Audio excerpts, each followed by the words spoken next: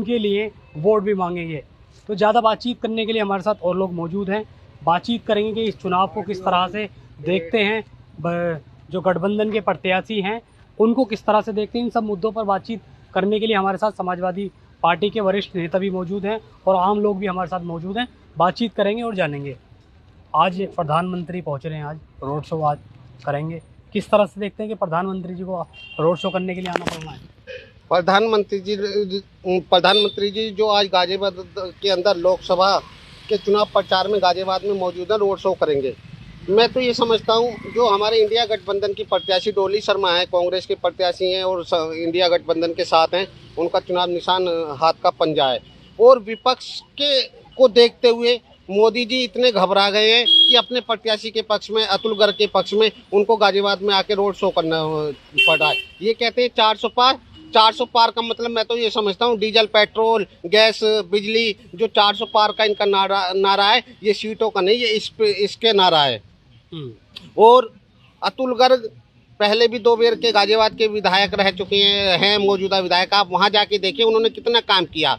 और अभी राजनाथ सिंह जी गाजियाबाद आए, उनकी आप लोगों ने, मीडिया चैनलों ने दिखाया कि सारी कुर्सियां खाली पड़ी हुई थी। तो ये घबरा चुके हैं विपक्ष से और ये विपक्ष को एक डराने का काम कर रहे हैं। या तो ये इन लोगों का मानना है या तो विपक्ष के जो भी बड़े नेता हैं इनके में शामिल हो जाएं, नहीं तो ये डराने का काम करके उनको जेल भेजने का काम कर रहे हैं। कहीं ना कहीं मानते ये कहा जाता है भारतीय जनता पार्टी की तरफ से कि गाजियाबाद एक सेफ सीट है, तो फिर रोड शो की क्या जरूरत थी प्रधानमंत्री? मैं भी तो यही कह रहा हूँ अपने संबोधन में, अपनी बातों में मैं भी तो यही कह रहा हूँ। अगर इनको ये सेफ सीट लगती तो राजनाथ सिंह जैसे, मोदी जी जैसे प्रचार के लिए क्यों आना पड़ रहा है? यानी कि ये घबरा चुके हैं हमारे से।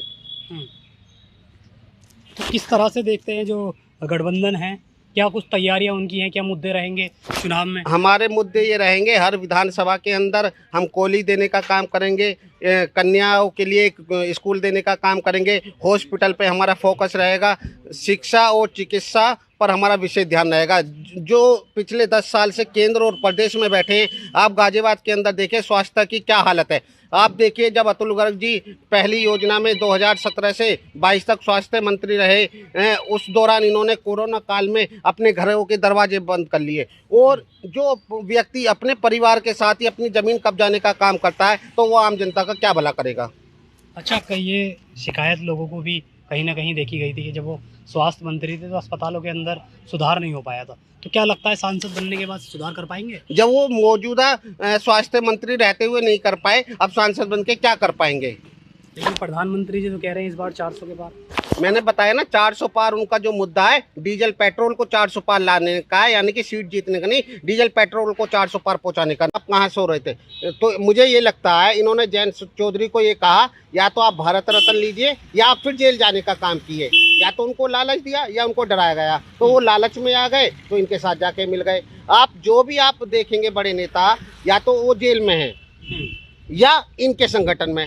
इनके संगठन में ऐसी कौन सी चीज़ है, अगर आपने किसी पे आरोप लगाया, किसी पे ईडी बैठाई या उसके यहाँ कोई सामान पकड़ा गया, तो आपके यहाँ जाके सारे केस खत्म हो जाते हैं। तो आप वॉशिंग मशीन का काम कर रहे हैं।